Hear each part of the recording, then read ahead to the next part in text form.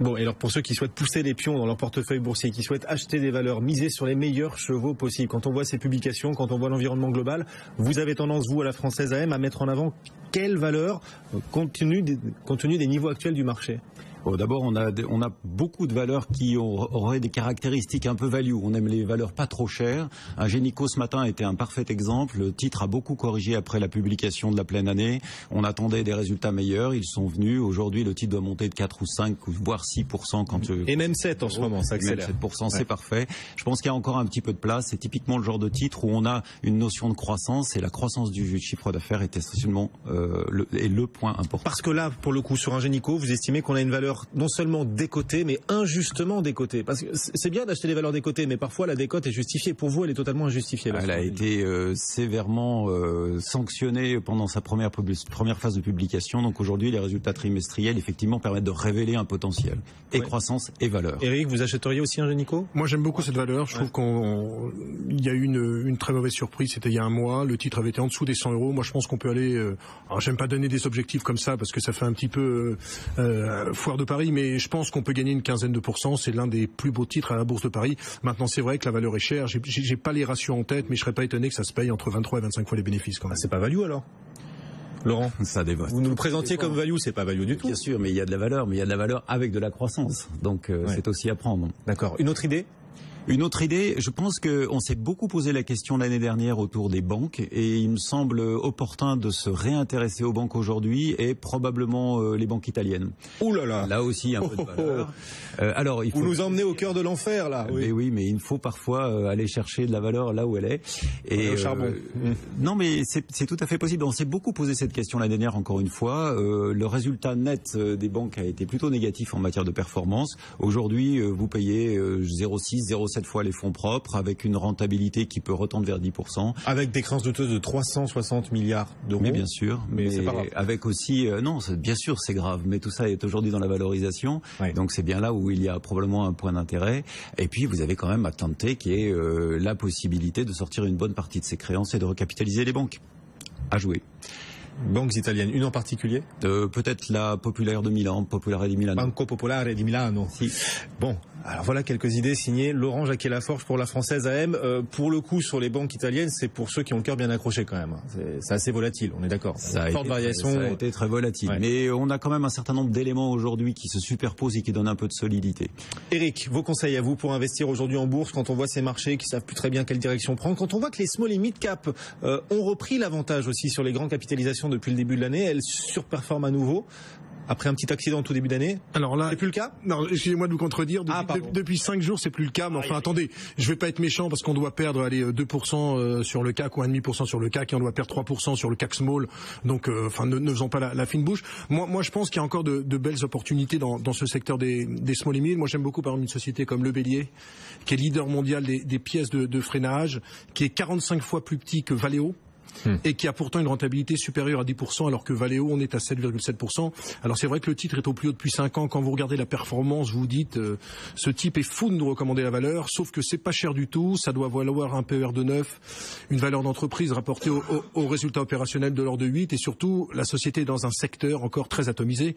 L'année dernière, il y a eu l'OPA de Linamar sur Montupet, il y a également Forestia qui a vendu l'une de ses divisions à Plastic Omnium. Moi j'ai le sentiment que dans le secteur des équipementiers automobiles, rien n'est figé, qu'il y aura encore beaucoup d'opérations. Je vous parlais de Le Bélier, il y a aussi MGI Coutier, il y a aussi Delfingen, il y a tout un lot de petits équipementiers très rentables, et j'ai choisi Le Bélier parce que je trouve que ces parts de marché sont intéressantes, avec en plus de gros contrats, notamment avec des équipementiers automobiles allemands et des constructeurs allemands, c'est-à-dire qu'ils montent vraiment en gamme, c'est pour ça qu'ils ont une forte rentabilité. Vous nous présentez que les aspects positifs, sauf que si le titre sous-performe en bourse, il doit y avoir 2-3 raisons quand même, non? Non, il surperforme. Surperforme. Ah oui, parce Le Bélier surperforme. Surperforme, oui, parce qu'on doit être au plus haut depuis 5 ans. Mais je pense que c'est pas fini. D'accord. Et c'est pas cher. Et c'est pas très cher. La valorisation est encore attractive. C'est pas très cher. D'accord. Le Bélier pour aussi jouer la thématique des fusions-acquisitions dans cet univers des équipementiers auto sur lequel vous êtes tous les deux d'accord d'ailleurs, fusions-acquisitions qui devraient s'accélérer encore. C'est tout à fait possible. Tant que les taux le permettent, il y a toutes les raisons que les sociétés s'endettent et puissent faire quelques acquisitions. Dans le même ordre d'idée, Forestia reste aussi une idée intéressante, je pense. Ouais. Et puis on a dans un autre secteur la Fnac, on vous le rappelle, qui rachète Darty. Ça vous inspire quoi ça d'ailleurs, la Fnac qui rachète Darty au prix fort quand même? Écoutez, je sais pas qui est le grand gagnant. Je ne sais pas si c'est pas Conforama qui va sortir avec une très belle plus-value, parce que très franchement, bon, c'est très bien, un groupe de 7 milliards, il y aura des impacts positifs. Maintenant, ça vaut quand même plus de 35 fois les bénéfices. Darty, c'est quand même pas un modèle d'énorme rentabilité. Ils doivent être autour de la Fnac, autour de 2% en rentabilité opérationnelle. Donc il y a maintenant beaucoup. Le plus dur comment, j'ai l'impression pour le groupe. Ok, la Fnac l'a emporté. Ok, il y a un crédit bancaire intéressant. Il y a Vivendi qui a apporté 160 millions d'euros via 15% du capital. Je voudrais voir les synergies. Je voudrais surtout voir dans un an la rentabilité du groupe. Et j'ai bien peur que 1+1 ne fasse pas 2 dans ce secteur qui est quand même très concurrentiel avec Amazon, avec ses discounts, avec tous les acteurs que l'on connaît. Alors mention bien parce que ça fait du bien quand même de voir la Fnac grandir, elle en avait besoin.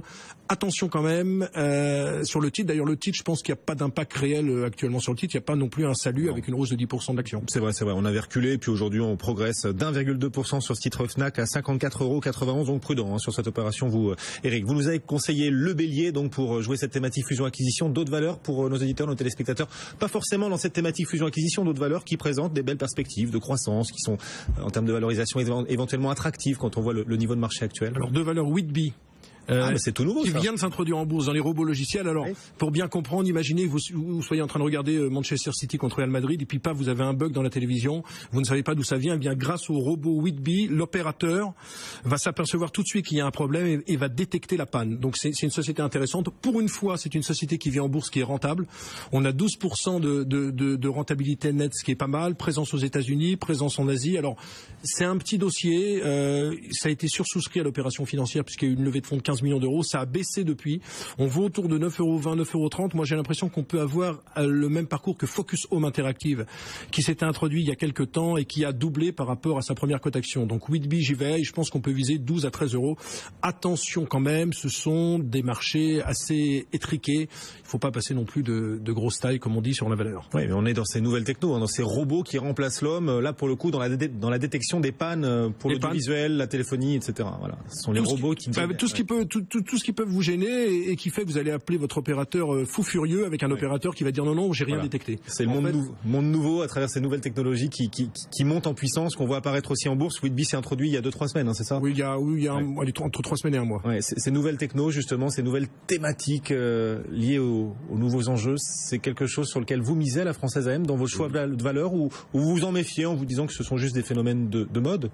Non, c'est évidemment pas que des phénomènes de mode. Je pense qu'il faut s'intéresser à ces sujets. Encore une fois, les résultats d'Apple étaient importants ce matin. Il faut de l'innovation. L'innovation est un élément clé dans la sélection de nos valeurs, puisque c'est un des critères extra-financiers que nous utilisons pour sélectionner les valeurs. D'ailleurs, dans le même ordre d'idée, puisqu'on parlait d'Ingenico tout à l'heure, intéressez-vous à la Chine, des titres comme Pax Global qui font à peu près la même chose que Ingenico, que vous pouvez acheter à Hong Kong, c'est accessible. Et il y a des tas de titres de ce type qui peuvent profiter de la croissance non seulement de la technologie, mais aussi des nouveaux marchés. Et au contraire, Apple, là, pour le coup, on s'allège un peu sur Apple après la publication d'hier soir. Apple qui annonce sa première baisse de chiffre d'affaires en 10 ans, première baisse de ses ventes d'iPhone également. On est sur un tournant durable, là, pour Apple? Alors, un tournant durable, c'est difficile à dire. Il y a quelques idées qui viennent. La voiture électrique, comment se positionnera Apple sur ces sujets? Le téléphone, c'est certain. Il y a un niveau dit de churn, c'est-à-dire de renouvellement du parc téléphonique qui a baissé. Malgré tout, on vend quand même encore à peu près 60 millions d'iPhone chaque trimestre. C'est quand même pas rien. Bon, Apple, on est loin des small caps que vous nous recommandiez il y a quelques minutes. Eric, ça peut malgré tout vous intéresser, Apple, encore? Écoutez, je suis de loin. Alors moi où je suis frappé, c'est que moi j'ai des filles qui sont très fashion et elles sont moins iPhone. En fait, elles regardent vers le Samsung en me disant tiens, il y a des spécificités plus intéressantes. Alors moi, je suis pas un très grand pro de la technologie, mais j'ai l'impression qu'il y a toute une génération qui commence à se détourner d'Apple en se disant que les appareils sont chers. Voilà, c'est la seule remarque que je fais. Alors ça fait un peu café du commerce, mais j'ai rien à dire particulièrement, si ce n'est que l'iPhone 7, tant qu'il n'y aura pas le lancement de l'iPhone 7, il risque d'y avoir encore un petit peu de panne de croissance. Je crois que le 3e trimestre, ils ont prévenu également qu'il serait un petit peu plus délicat, puisque je crois que c'est un tout à fait cheval. Des perspectives en effet un peu moins florissantes pour Apple. L'iPhone 7 qui sortira lui en septembre, ce qui peut expliquer aussi un ralentissement des ventes sur l'iPhone 6. Les gens attendent que le prochain sorte en septembre prochain. Mais si on entend Apple eux-mêmes, la révolution de l'iPhone 7 est très limitée, pas beaucoup de nouvelles fonctionnalités. Toutefois, notez quand même que Apple se paye un peu moins de 13 fois aujourd'hui pour une technologie américaine qui fait un peu plus de 500 milliards de capitalisation boursière, mérite quand même un petit regard. Bon, Apple, la plus grosse capitalisation au monde. Donc, tiens, nous en France, on a des dirigeants qui vont quitter le navire dans un certain nombre d'entreprises. Alors, ce serait intéressant d'avoir votre point de vue là là-dessus, on va avoir Henri Decastres qui va quitter AXA, patron emblématique d'AXA qui va quitter la direction. Olivier Piou, patron emblématique de Gemalto, qui va quitter la direction. Alexandre de Juniac, patron emblématique d'Air France KLM, qui va lui aussi quitter les rênes d'Air France KLM. Est-ce que quand on est gérant, quand on veut investir dans un portefeuille boursier, quand on est particulier à investir en bourse, il faut regarder le profil des patrons et éviter les entreprises qui vont comme ça changer de patron, dont le patron emblématique va s'en aller. Est-ce que c'est un problème pour gérer? Éviter, en fait la question est celle de l'incertitude comme d'habitude. Un patron c'est important, alors je ne vais pas vous faire le discours habituel, mais quand même l'équipe est importante et la façon dont la société structure et prépare ces transferts. Pour nous la notion de la responsabilité et du management est essentielle, puisque parmi les critères extra-financiers et même des fonds ont été montés sur ces thèmes, la personnalité des dirigeants est essentielle. Elle permet particulièrement de mettre en œuvre l'innovation, l'adaptation des sociétés. Donc on regarde évidemment.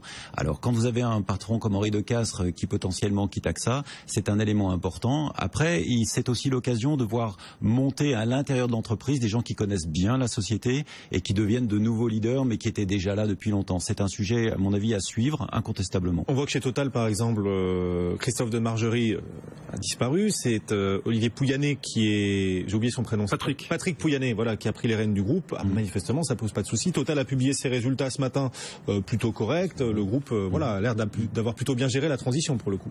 Ah, pour le coup, incontestablement, mais ce sont des groupes qui ont quand même des réservoirs de personnalité qui permettent de donner un suivi après la disparition malheureuse, en l'occurrence, d'un président. Les dirigeants, c'est quelque chose que vous regardez aussi avant de choisir d'investir dans une valeur en particulier? En fait, Eric, je regarde surtout dans le monde des small et mid et microcaps, où là, il peut y avoir un impact. Je pense par exemple EuropaCorp, qui a vu des changements de directeurs généraux il y a quelques années, le titre avait fortement baissé. Corian, dans les maisons de retraite, il y avait un problème de gouvernance, le titre avait baissé.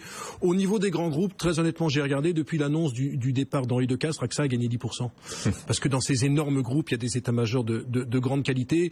Le seul petit bémol, c'est du côté de Gemalto. Je crois qu'on doit perdre 7 à 8% depuis l'annonce du départ d'Olivier Piou, parce qu'il était là depuis 18 ans, parce que c'est vraiment lui qui avait été l'instigateur de la transformation du groupe. Et du côté d'Alexandre de Juniac, certains sont assez satisfaits, parce que finalement, il avait un problème avec les pilotes, et j'ai l'impression que le syndicat de pilotes est plutôt content de la tournure prise par l'événement. Donc non, très franchement, au niveau des très grands groupes, il n'y a pas tellement d'impact. Plus vous descendez, plus il peut y avoir un impact, parce que ce sont souvent des hommes emblématiques qui ont créé l'entreprise, qui sont au sein du dynamisme de l'entreprise. Donc là-dessus, c'est différent. Mais dans les grandes capitalisations, je trouve qu'il y a des états-majors vraiment de très grande qualité. Voilà, c'est l'une des grandes thématiques aussi qui animeront le marché, ces départs de quelques-uns des grands dirigeants emblématiques de groupes comme AXA, Gemalto ou encore Air France KLM, et qui vous pousseront, vous qui nous écoutez, qui nous regardez, peut-être à réaliser des arbitrages aussi dans vos portefeuilles boursiers. Allez, un dernier conseil, il nous reste 20 secondes. Eric, un dernier conseil, vous nous avez recommandé le bélier, Whitby pour investir. Dernière pépite pour nos auditeurs? Big Ben Interactive, accessoires de jeux vidéo. Ils sont maintenant dans les jeux vidéo, c'est 12% de leur chiffre d'affaires. Et puis ils ont surtout au capital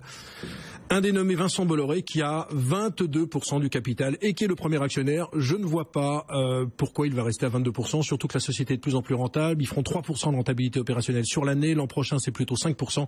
J'ai l'impression qu'il peut y avoir une belle histoire boursière également là-dessus. Donc Big Ben Interactive, je pense qu'on peut acheter même au cours actuel et viser minimum 5,50 €, alors qu'on doit valoir 4,45 si je me rappelle bien. Et ben voilà, quelques idées nombreuses et variées pour vous permettre d'investir en bourse. Vous qui nous regardez, qui nous écoutez, merci beaucoup. Laurent Jacquier-Laforge, responsable à la Française AM des actions, du segment action française particulièrement, dans l'ensemble. Action mondiale. Action mondiale. Et Eric Lewin, responsable action à la bourse au quotidien. Merci à tous les deux. Bon retour. Le CAC 40 toujours très hésitant. On est à 4535 points sur le CAC en ce moment.